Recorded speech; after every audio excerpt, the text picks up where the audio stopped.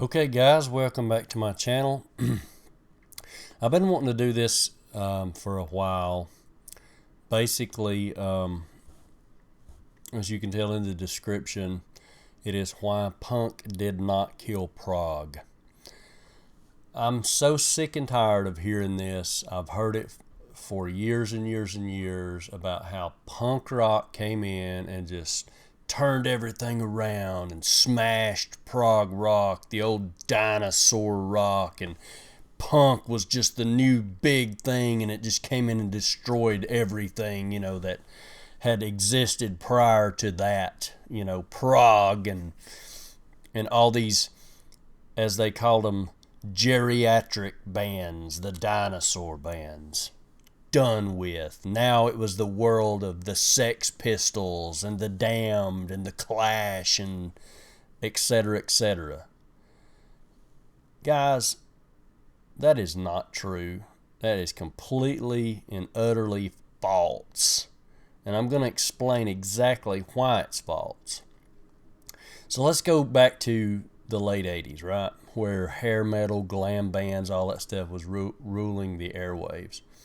And suddenly, around late 90, 91, grunge rock came in. The Seattle, Nirvana, Soundgarden came in, Pearl Jam. Did it destroy hair metal? I think it did to a point. I think hair metal destroyed itself. It was cannibalized itself, but I think grunge did have a lot to do with it because it did become the next big thing.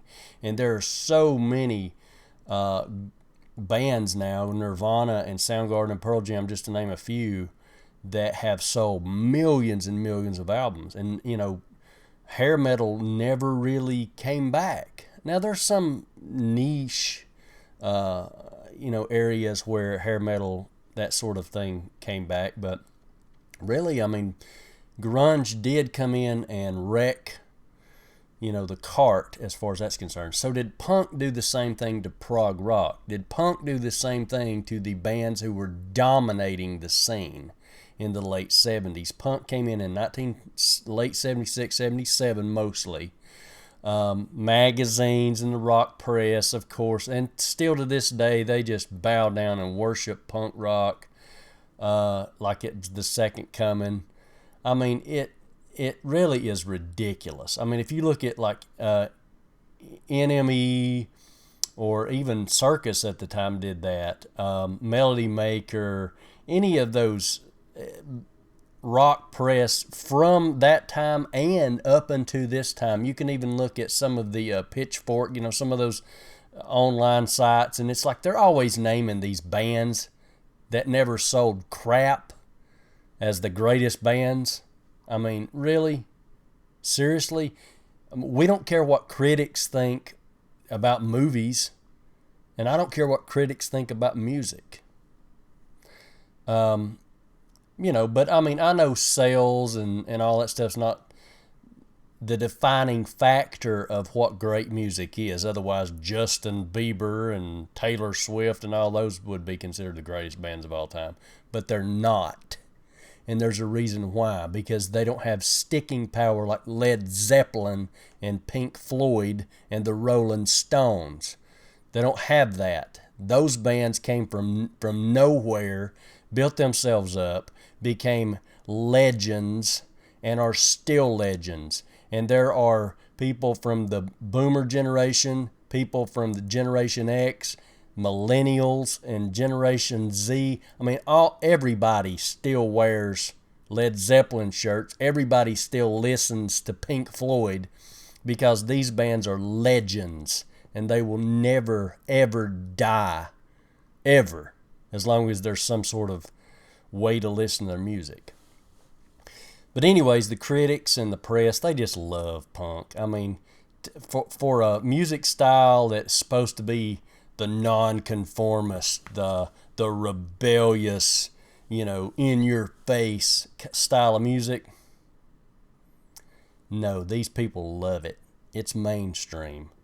It's essentially a niche genre with some influence. That's basically what it is. Prog, however, And prog-related bands like Led Zeppelin. Led Zeppelin's not a prog band, but they were progressive in very many different areas. Have a massive influence. And and I'm not taking away the influence of punk. I know it does have an influence. Read my lips. Punk does have an influence. It just don't have the influence that prog has. And it don't have the influence that psychedelic rock had going in. So did punk kill prog? No, not even close. Punk may have killed punk, and punk turned into post-punk and new wave and things of that nature going into the 80s. And there's still some punk bands that are out there, mostly underground. But, what about prog? Well, a lot of the bands stopped playing the kind of music, in the 80s, stopped playing that kind of music and kind of went more pop. But it's not dead. It's really back full force now. If you listen to bands like, it never really died. Even in the 80s, you had Marillion, you had Queen's Rock. At the late 80s, you had, coming into the 90s, you had Dream Theater. You have these bands that came in, and I know a lot of those bands. I don't listen to a lot of prog metal. Even Iron Maiden went from a sort of punkish sound to a progressive metal sound. So, to say that prog died is the stupidest thing I've ever heard. It just expanded, and like punk, influenced different genres, and it still continues even today, making a resurgence. So to say that punk killed prog is just the stupidest thing in the world. Punk faded, like I said, into different genres. Prog expanded into different genres, and like I said, it's made a comeback now. You got Prog Archives, you got Prog Magazine, you got these Prog reunion tours. Iron Maiden went into progressive music in the 80s. Queen's Rock, Marillion, Dream Theater. Then you had bands like Porcupine Tree. Then bands, later on, it came out even today to Opeth and Riverside, Big Big Train. Steven Wilson went out on his own. Muse played progressive rock there for a while. So, it's not dead even today. So did it die, and was it resurrected because of punk? No. Let me tell you something. In 1977, when punk started, okay, the band Pink Floyd, you remember the story, who was it? Johnny Rotten, I believe it was, wore the I Hate Pink Floyd t-shirt. So what? Pink Floyd sells more albums than you ever could think about selling. They sell out more tours than you could ever think about selling. Get over it. So who cares if you hate Pink Floyd? And the truth was, he really didn't hate Pink Floyd. Read about it.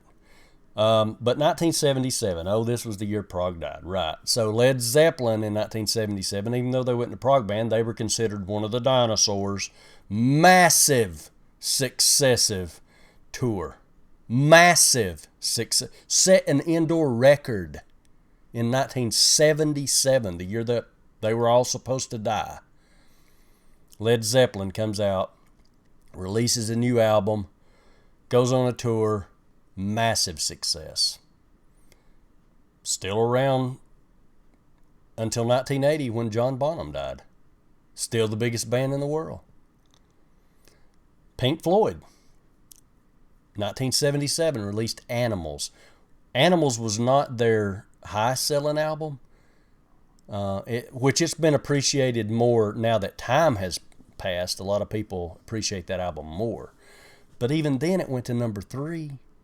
And the tour was incredible. It set records for scale and attendance.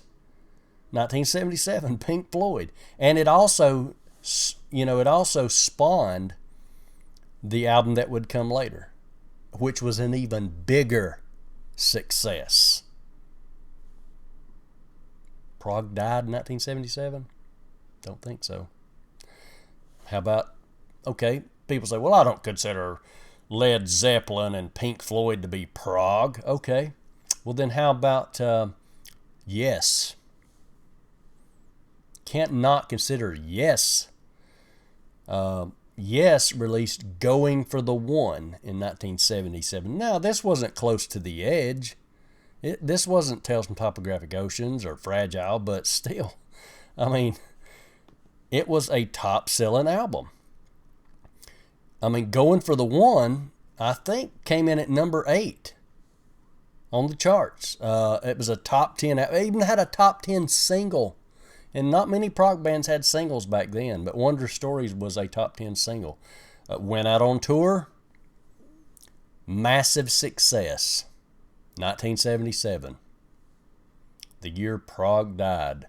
Massive success. Animals, as I said, was a top 10 album. Massive tour, massive success.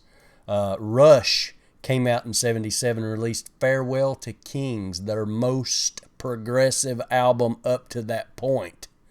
The year that Prog was supposed to die, they released their most progressive album, went into the top 25, had a top 40 hit. Prog died? No. 1977, Kansas came out with Point of No Return. Guess what tour is going on in 2019? The Point of No Return. Must have been a success. Was. 1977, Steely Dan released a number 3 album, platinum album. Won a Grammy. 1977. Alan Parsons released I, Robot. Still one of his most popular albums to this day. Where was this? Genesis and Jethro Tull had world tours in 1977. Genesis had 6 legs of the tour, all the way around the world. Tull, Remain, kept going. Genesis kind of changed their sound. Tull, they changed their sound off and on, but they were still Jethro Tull. Pink Floyd altered their sound a little, but not too much. Bands like King Crimson came back in the 80s, and they were doing sort of the new wave, but it was progressive new wave. Did you hear Discipline? I mean, if that's not progressive music, then progressive music doesn't exist. The Discipline album, please, give me a break. Prog died. So, did Prog die in 1978? Well, Rush released Hemispheres, which was more progressive than Farewell to Kings. It was a top 50 album. It went platinum. The supergroup UK came out with their self-titled album in 1978. Jethro Tull released Heavy Horses, came out in 1978. All these albums sold great. What about the next year, 1979? Well, Pink Floyd released The Wall, which was the biggest tour, or not the biggest tour, but the biggest show ever released. The tour went on until, I think, 1980 or 81. Then they released a movie, The Wall. So, I mean, this went from 79 to 82. Multi-platinum, one of the top 10 greatest albums of all time. You want to talk about progressive? This album had rock, doo-wop, opera, acoustic, everything. Every genre you could almost think of was on The Wall. One of the biggest progressive rock albums ever released, 1979. 2 years after punk was supposed to kill prog. Give me a break. So, okay. Well, maybe prog died in the 80s. Well, again, The Wall lasted to 1982. And then you had the tour from, the 1980 Wall tour, went into 81, I think. Massive success. Wasn't a massive tour because they couldn't carry all that equipment everywhere, but massive success. Rush, Permanent Waves in 1980. Iron Maiden came out and they almost combined punk with prog, because they had a punkish sound with a punkish Lead singer Paul Di'Anno, I love that sound.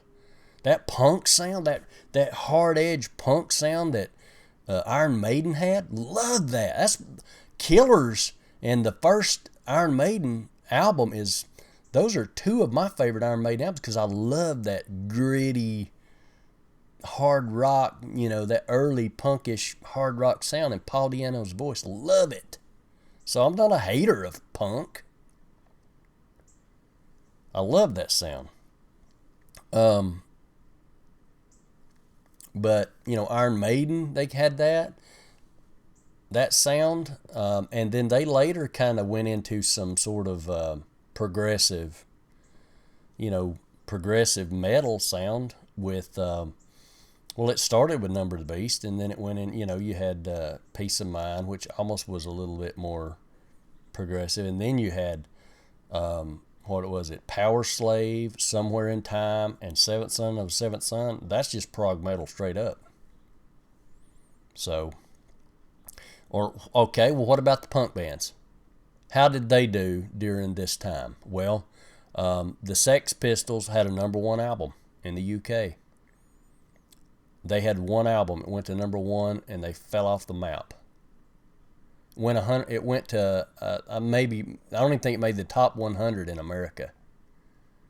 But it did go platinum after many, many years. But yeah, that's it. One album, the end. One hit wonder. Or one hit album wonder, I should say. But yeah, they had a lot of influence. Didn't kill prog. Sorry. The Clash. Clash was very successful. They had albums in the top 10, in the top 20, gold records. But then they faded very soon into their career. They faded into post-punk. And then in the 80s, they went into new wave sound. Killed prog. What about the Ramones? Probably the most successful out of all the punk bands. Gold albums. The Ramones really never got into the top 40. I mean, even their most successful albums, I think their most successful album got to number 44. I mean, they were bottoming out, That's not to say, I'm not criticizing them. I mean, I like them. But to say that they were more successful or that they helped to kill prog is stupid. Stupid. I mean, and then later they went into the new wave sound, the post-punk sound.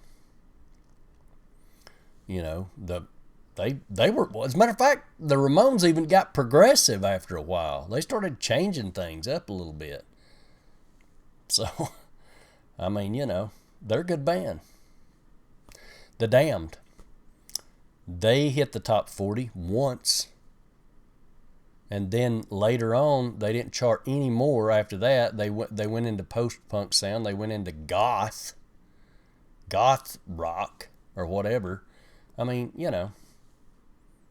they didn't kill prog. So, this is stupid. That's the dumbest argument I've ever heard when people say, well, punk came in the late 70s and just killed prog rock. Just killed the dinosaurs. It became this, and then all these commercial magazines that worship punk, and they're just like, oh, yeah, punk, ha, ha, ha, ha. No. Prog musicians didn't change their sound to try to sound punky, like some of the hair bands did in the early 90s to try to sound grungy. Didn't happen with prog. Their album sales didn't drop because of punk. Their tours didn't drop because of punk. As a matter of fact, got as many people at the shows or more after punk. None of that happened. Prog never died because of punk. Prog basically expanded into other genres. And now prog is back as strong, or well, not as strong. It'll never be as strong as the 70s, but it's, the influence is strong, and they're, like I said, prog is back as far as having their own websites, having their own magazines. It's not a dead genre. It never did die. Even the prog bands that went in different directions, there were still bands that were carrying the torch of the prog sound into the 90s, or into the 80s, into the 90s, into, now. So, I don't ever want to hear that again. That's the stupidest thing I've ever heard. When I heard that the first time, I thought, what? And then, you just keep hearing it. And then, of course, the music press talks about when punk killed prog, when prog died, punk, punk, punk. Give me a break. The people have spoken. The people spoke then. And the people speak now. It will never die because the people love it. The people love Pink Floyd. They love Led Zeppelin. They love Yes. They love King Crimson.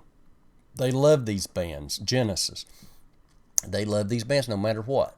There's nothing you can say, nothing the press can print about these bands. They can try to keep them out of the Rock and Roll Hall of Fame, which some of them are already in there, but it took a long time. They can't stand prog. It doesn't matter. The people have spoken, and their word is gold. So as one of my favorite YouTubers says, Mr. Darren Locke from Prog Review, I'm going to end this in his honor and in the honor of Prog Rock. Prog on.